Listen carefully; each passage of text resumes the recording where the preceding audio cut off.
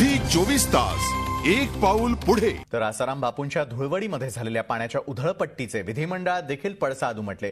विधानसभेमध्ये मनसेचे बाळा नांदगावकर यांनी औचित्याचा मुद्दा उपस्थित करत आयोजकांवरती कारवाईची मागणी केलेली आहे। काँग्रेसचे संजय दत्त या मनपा आयुक्तांना सूचना देण्यात आल्याचं महसूल मंत्री बाळासाहेब थोरात यांनी स्पष्ट केलंय। या पाण्याच्या उधळपट्टीचा सर्वपक्षीय नेत्यांनी देखील विरोध केलेला आहे।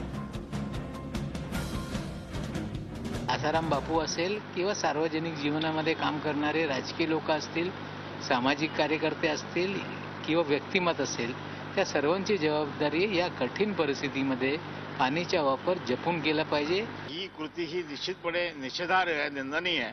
ज्यांना सामाजिक बांधिलकीचं भान नाही अशा प्रकारची माणसं यांना संत म्हणायचं की नाही हा एक मोठा प्रश्न आहे।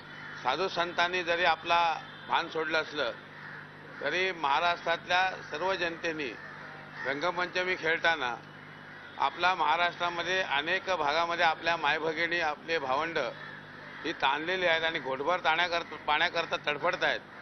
ह्याचं भान ठेवून किंवा त्या दिवशी अजिबात जरी पाणी न वापरता नुसते रंग वापरले तरी चालतील। पाण्याचा अपव्यय हे समाजातले अग्रज लोक करत असतील तर मी एवढंच म्हणेन की कुठेतरी त्यांची संवेदनशीलता हरवली आहे। जे आयोजक असतील त्या आयोजकांच्या विरुद्ध कारवाईचा बडगा जर उचलला तर इतर आयोजक अशा प्रकारे अपव्यय करणार नाहीत। संतांकडून अपेक्षा ही आहे खऱ्या अर्थाने की समाजाला दिशादर्शन केलं पाहिजे, कारण शेवटी ते जे करतात ते जी दिशा दाखवतात तेच लोक खाली करत असतात आणि म्हणून संतांकडून अशा प्रकारे चुकीचा संदेश जाणारी कुठली कृती झाली तर ती योग्य नाही, ती जनतेला मार्गदर्शक नाही।